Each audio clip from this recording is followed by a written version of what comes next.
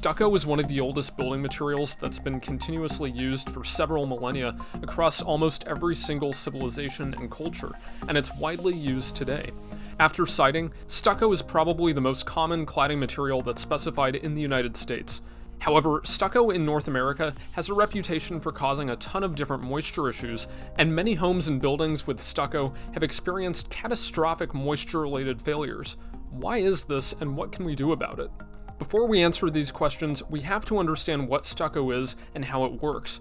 Stucco is more or less just a combination of aggregates, typically sand, a binder, which nowadays is Portland cement, but back in the day it was lime, and water, and occasionally some admixtures to change the properties of the stucco. This mixture is applied to a surface and it cures into a hard, monolithic sort of pavement.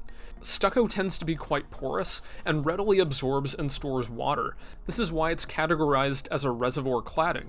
But believe it or not, stucco was originally used as a water control strategy on masonry and stone buildings, the idea being that it would cover up the irregular surface of the masonry wall and would be finished smooth to help repel water, and would more evenly distribute rainwater that was absorbed by the building in a process called hydric redistribution.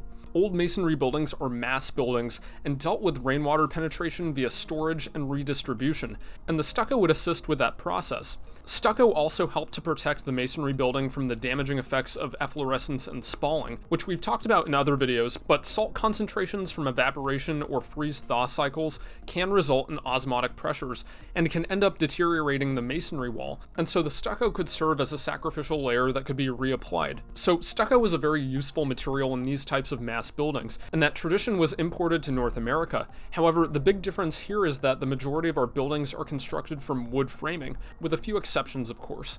Now remember, stucco is a reservoir cladding. It absorbs and stores water, and redistributes that water to other porous, hygroscopic materials. This is magnified when the sun hits the surface of the wet stucco, as moisture is rapidly driven inside, both in the form of water through capillarity and vapor. Now initially, this wasn't an issue in older North American homes and buildings because the wood framing would dry out. The stucco was highly permeable, the walls were poorly insulated, the materials in these older buildings were a lot less moisture sensitive and had the ability to soak up a lot more moisture without failing, and so the potential issues with stucco had really gone unnoticed. Then what happened? We started changing the recipes of the stucco mixtures, making them a lot less vapor permeable with the addition of Portland cement and polymer modification.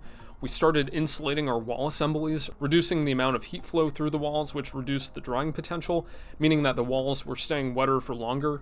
We stopped using old-growth lumber, which had a substantially higher resin content and density, in favor of faster-growing commodity lumber and engineered wood products, and overall, our wall assemblies became a lot less durable, and ultimately, this has led to a lot of stucco failures in framed buildings, especially if an interior vapor barrier was installed. So how can we address this in new construction? We have to uncouple the stucco from the framed wall assembly with a ventilated drainage gap. No amount of paint, coatings, or caulking will prevent the stucco from leaking or redistributing moisture back to the framed walls. We need to assume that the stucco will leak, and we need a ventilated gap to drain any water that leaks behind the stucco down and away from the building, and to break capillary continuity, and to serve as a bond break so that our stucco doesn't stick to the weather-resistive barrier. We want the benefits of ventilation as well, so that the stucco can dry into the ventilated gap, or the framing and sheathing can dry into the ventilated gap. We also want to control inward vapor drive, either by specifying a WRB product in the 10 to 20 perm range to slow down inwardly driven moisture, or use a rigid foam product on the outside of the WRB, or a drainage mat composed of polyethylene.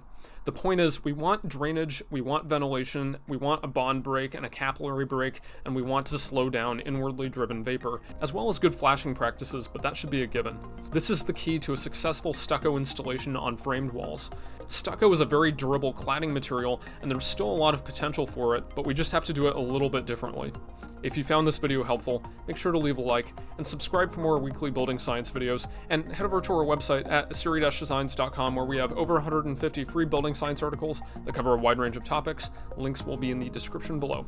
For now, good luck with your projects. Cheers.